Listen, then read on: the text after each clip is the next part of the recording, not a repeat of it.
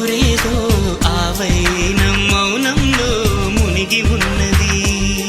చిగురాక చాటు చిలక ఈ అలజడి ప్రేమేగా, అనుకోని దారి గనక ఈ తికమక తప్పదుగా.